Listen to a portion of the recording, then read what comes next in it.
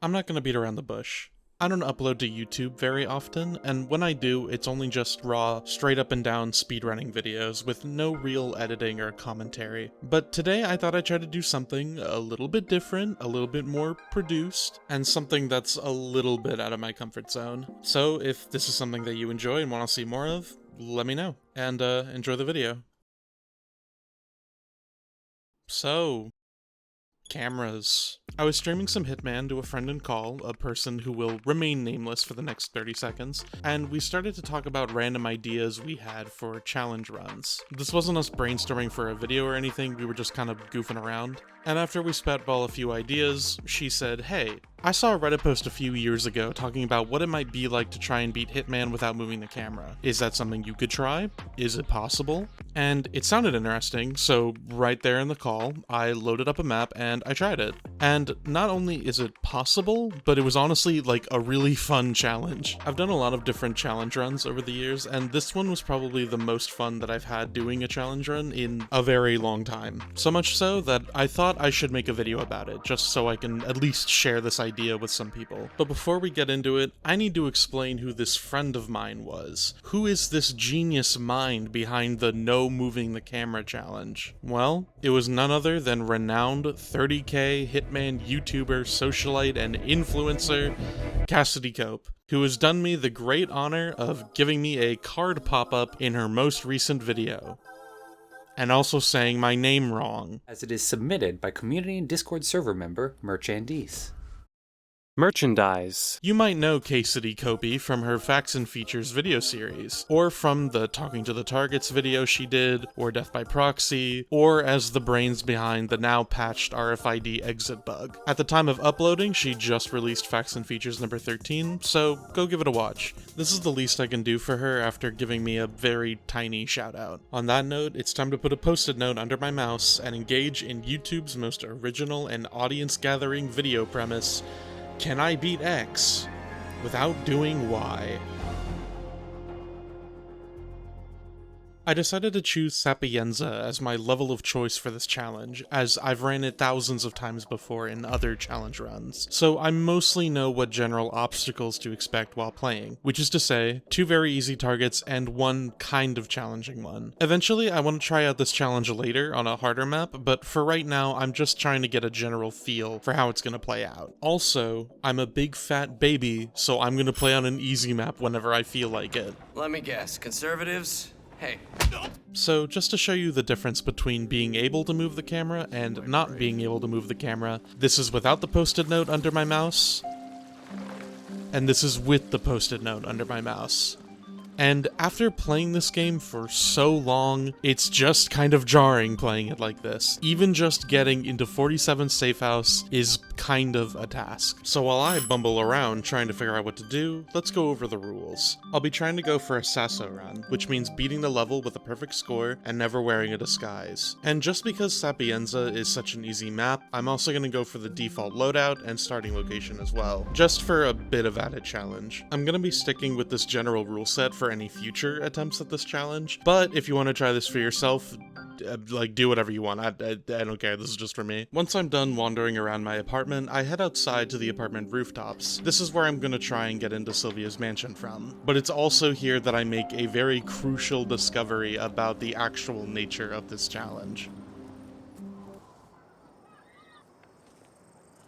So, it turns out that just because I can't move my camera with my mouse, that doesn't mean that my camera can't move. In fact, there's a lot of prompts across the map that can do this, including dumping bodies and climbing through windows. And you might consider this challenge failed and worthy of a reset, but in my opinion, this is where the challenge actually gets interesting. If I can't use my mouse to move the camera, but prompts existing in the map can, then how do I use those prompts to my advantage in order to beat this level in the most efficient manner possible? And if you're gonna be like, well, that's not really what I clicked on this video for, well, consider yourself clickbaited and make your own video, buddy. I start by sidling my way across the mansion walls, heading towards the kitchen. I hop through the window, facing me south, and I go through this kitchen pantry in order to get into the kitchen proper. Before proceeding, I immediately turn left so I can hop into a crate that starts facing me west again. Now that my camera's turned around, around, I can get a better look into the kitchen and what I'm dealing with. Basically, what I'm trying to do is make my way towards the observatory building near the back of the mansion compound. One of the ways I'd like to do it is by hopping out through this window in the kitchen and booking it to about halfway towards the building. Afterwards, I would just shoot this camera blocking my path and then continue my journey into the observatory. So, with that plan in mind, I patiently wait for the kitchen hands to turn away before stealthily dashing through the kitchen and hopping through the window.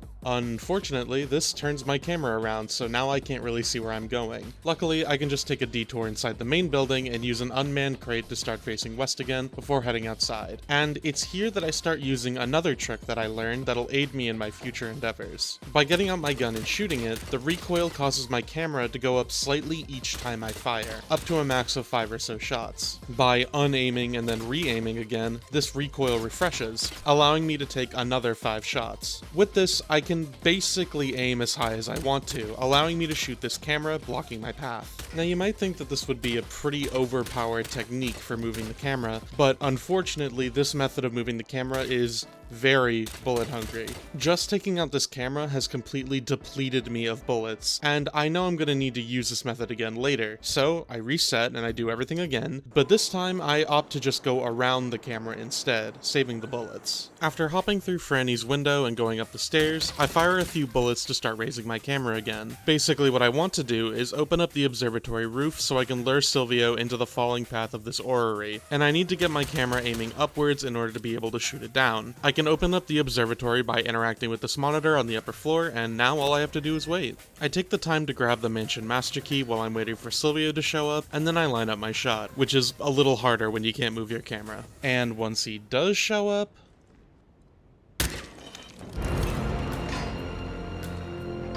Target down. Next up, Francesca DeSantis.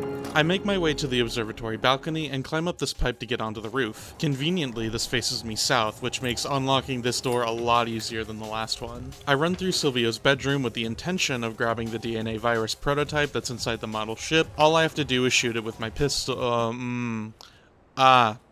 Okay, yeah. Well, I could do that if I didn't need to be eastern facing in order to do that. There's a container in here I can use to flip around, but still no dice. Frantically, I look around the room to see if there's another container that I can use to change my direction more, but there isn't. I even run to Silvio's balcony to see if I can just vault off the ledge to face east, but that doesn't work either. Luckily, I remembered that there's an east-facing pipe right around where I came in from, so using that, I ran back to the ship and carefully shot it without accidentally moving up my camera too far. Hi, this is me from the future, and I just wanted to pop in here and say that this whole song and dance for the ship isn't really necessary. I could have just while facing east,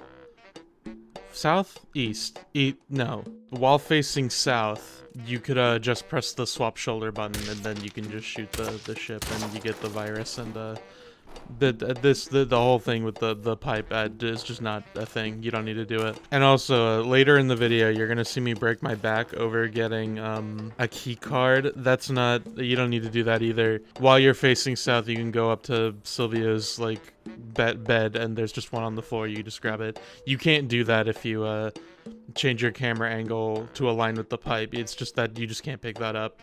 And yeah, I'm a big dum-dum, and I should have thought of that, so anyway, yeah. Now that I have the virus, all I have to do is run back outside, hop through a window, and toss the virus right behind Franny's desk. She isn't around right now, but it'll linger here permanently until she walks by, and because the virus is primed with her DNA, it'll only kill her, leaving her bodyguards unharmed. With both targets out of the way, it's time to figure out how to deal with the virus, which isn't going to be as straightforward as it was dealing with Silvio and Francesca. Unlike the targets, who both have a near limitless amount of approach options shared between both of them, there's only a few real ways of destroying the virus, so it's time to start weighing the pros and cons of each approach. Option 1 is manually destroying the virus from inside the quarantine unit by raising the temperature. This is basically a non-starter because of suit only. In order to get in the quarantine unit, you need a hazmat suit in order to not die, and you can circumvent this by turning on the aircon unit, but even doing that suit only is really a challenge. But you could circumvent all of that by just waltzing in there and turning it off. You can tank the damage and you'll still live, but doing all that requires a few speedrunning tricks, and with the camera the way it is, I just don't think it's feasible to pull off.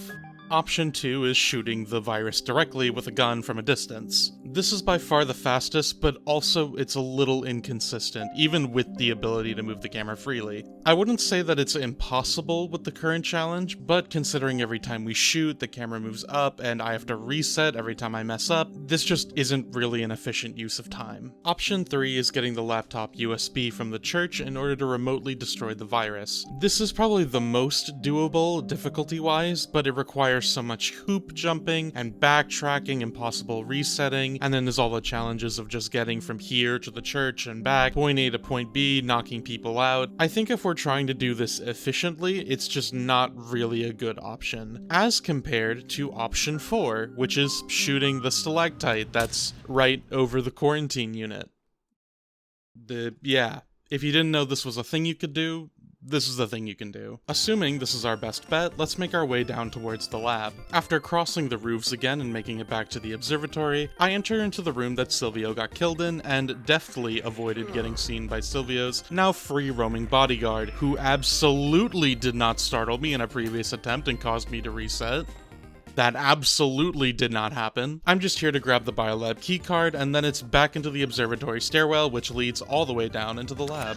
Once inside, I put my arm over this guy's eyes, so, like a parrot, he thinks it's nighttime and falls asleep. And then, after dumping him in a crate, I also get in the crate so I can face properly towards the lab. Before I head deeper into the cave, I take the time to grab some of the ammo and the pistol here on the table. After I do that, I pull out my pistol, and I aim over this specific cliff and press spacebar. This allows me to jump all the way down to the base of the cliff, which skips the long animation of climbing down the pipe that you usually do if you want to get down here. But now that we are down here, I head all the way to the back of the lab, hugging the right side of the wall as I go. And it's only when we get to the virus that I notice a really big problem. I am just not as aligned to the stalactite as I hoped I would be. There's a few places here where I can change my angle, one on this crate, another in this different crate, and there's a couple of ways of sidling across this rock in order to get different angles, but none of it gets me the angle that I need. Eventually, Francesca dies from the poison, but I'm still no closer to having dealt with the virus by the time that happens. This is the only point in the run where I was legitimately stuck, and I really did not have any good ideas of how to proceed beyond this. It was starting to become clear that this approach was probably not going to work. But in my stubbornness to not reset, I started messing around with the swap shoulder button, just to see if it could change my angle in any way. I've tried doing this earlier on in the level while I was still learning how to kill Silvio and Franny, but I just wasn't having much luck with it. Similarly, it wasn't helping out here either, so I just decided that I was just gonna have to swallow my pride and hit reset. What just happened? No, the camera definitely just moved. What just happened? Well, after this, I frantically kept messing around with the swap shoulder button to try and replicate what just happened, and every so often, the camera would rotate a little bit to the left. It seemed strangely inconsistent, and just as I was close to writing this off as some random bug that I wouldn't be able to control, I then found a method that allowed me to hit it more or less every single time. Now, I'm not that familiar with how this game's code is written, so I won't be able to give any technical explanations as to why this works. It turns out that if you aim at something that's far away with the pistol, and then hit the swap shoulder button to move your reticle onto something that's closer to 47, for some reason when you stop aiming down sights, the camera will rotate just a little bit to the left. What's even stranger is that the amount that the camera moves seems to be directly related to how close the closer object is to 47. The closer it is, the more the camera moves, as seen with that crate that turned me nearly 90 degrees to the left. Giddy with excitement, I immediately begin applying this new tech to the run, using this wall and this forklift to align myself perfectly with the stalactite. Then I get behind some crates so I can safely start shooting this wall to lift up the camera, without anyone hearing the bullets land. Finally, I hop up onto the rock and I take my shot.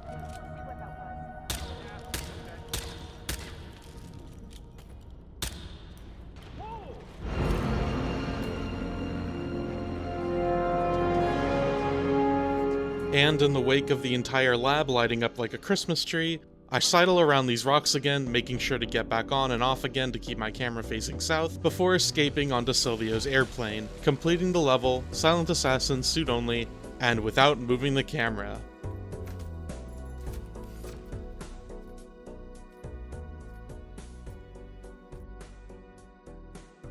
Hello and welcome to the video after show. I didn't really have a conclusion to this video beyond, yup, it's possible. So what you're seeing right now is a clean-ish, unedited run of the whole route, just so you can see what it looks like, and also to see what it looks like without all the running around in circles and faffing about like I did. I just wanted to thank you for watching this video, and please let me know if you like it. I've been wanting to make produced videos on YouTube for a long time, and the only channel I ever had on YouTube is this one. When I was in high school, I used to upload a random garbage that I would make in 5 minutes, and I've privated a lot of that stuff because it's kind of embarrassing. Some of it did get views. There's like a couple videos that ended up getting caught in the algorithm. I've kept those ones up, but personally, it's just not stuff that I would make anymore. And for a while, I wasn't really sure what I wanted to upload to this channel. It was mostly, so far it's been mostly Hitman content, and that is kind of what I want to focus my content on because I do really like this game. I want to make more stuff about it. I want to introduce more people to it because this is both a really fun game and also a really good speed game. So definitely more speedrunning content based on this game. If you subscribed to me like a million years ago for like a video that I never made anymore, I'm really sorry, but this is a Hitman channel now, so if you don't want that, you can leave. It's fine. I won't judge. Anyway, the run's almost over, so I'm gonna be wrapping up here. Ironically, I tried to do this run like for a million times and I kept getting spotted at the lab. The one time I actually complete this run, I ended up messing up a bunch of stuff at the lab. Like, people got panicked and whatever, but like, I kept Silent Assassin. I ended up making it out, so it's staying in. I think this route is like maybe like a 4-minute, 5-minute route. The completing this actually took 9 minutes, unfortunately. But yeah, that's all I got. I'll see you in the next video, whenever I make it. Bye!